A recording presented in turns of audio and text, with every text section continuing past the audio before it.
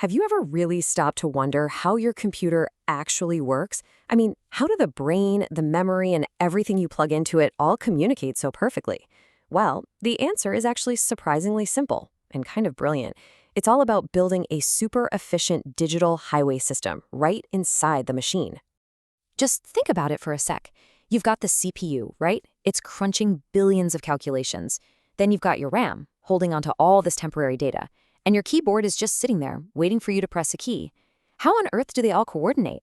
It's like trying to run a massive city with all these different districts that somehow need to work together seamlessly. So how do you prevent absolute chaos? It all comes down to the infrastructure that connects everything. And the answer is the bus. And nope, not the kind you ride to school. In a computer, a bus is just a shared pathway for communication.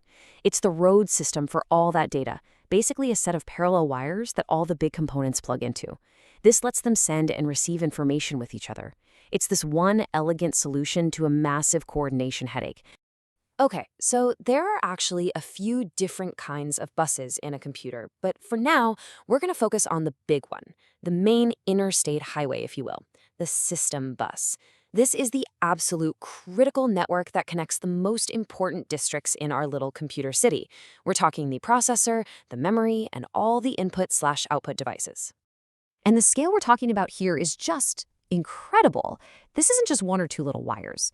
The system bus is this massive ribbon, a whole collection of anywhere from 50 to literally hundreds of separate lines. And every single one of those tiny lines has a very specific job to do, all working together to make sure everything runs like clockwork. So, to really understand how this digital highway works, we've got to break it down into its different lanes. And first up, we have the lane that carries the actual traffic, the information itself. This is called the data bus.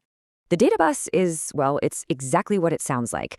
Its job is to carry the data. So whether that's a piece of a movie file moving from your hard drive into memory, or the answer to a tough math problem coming from the CPU, it travels on the data bus. This is the actual highway, and the bits and bytes of your information, those are the cars and trucks driving on it.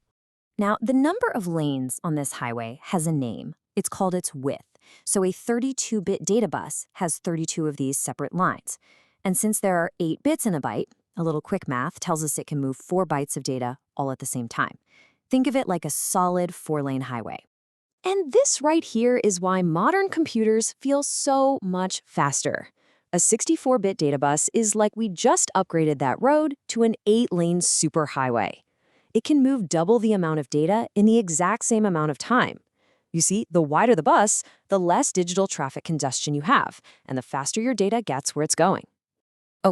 Okay, so we've got our cars and our trucks, our data, and they're just zipping along this brand new superhighway. But how do they know which exit to take? How does one chunk of data know it's supposed to go to memory location number 5 and not memory location 5 million?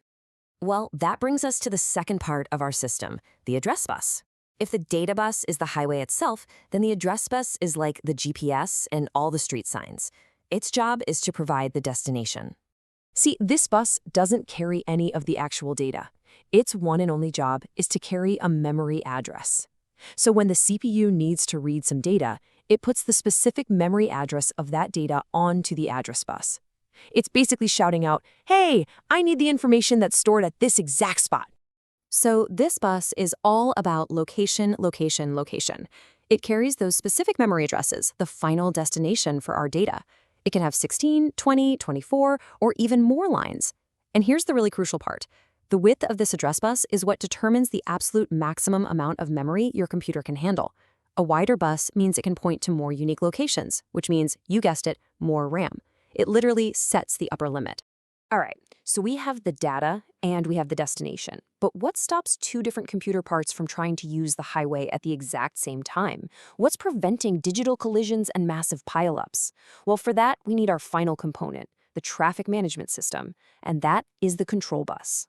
The control bus is the master coordinator. It's the traffic controller for the entire system. It uses a whole collection of dedicated signal lines to direct the flow of everything. It sends out timing signals to keep everyone synchronized. Plus, it sends out commands like memory read, which tells your RAM to put data onto the bus, or memory write, which tells it to grab data off the bus and store it. It's what prevents total digital chaos. And that's the key thing to remember here. The control bus is the traffic cop. It doesn't move any cars, it doesn't read any street signs. Its only job is to blow the whistle and wave the flags, making sure every single data transfer happens in the right order at the right time, without anything going wrong. It is pure coordination. So let's put this all together one more time. The data bus, that's the highway for the information itself, our cars and trucks.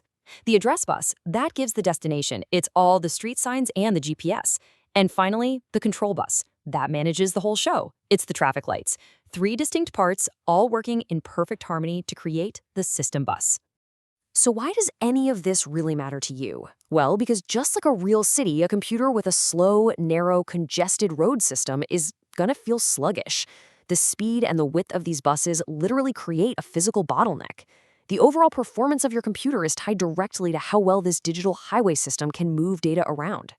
A wider, faster bus is the real reason you can edit video smoothly, why your games can load all those assets so quickly, and why you can have a dozen apps open at once without your whole system just grinding to a halt.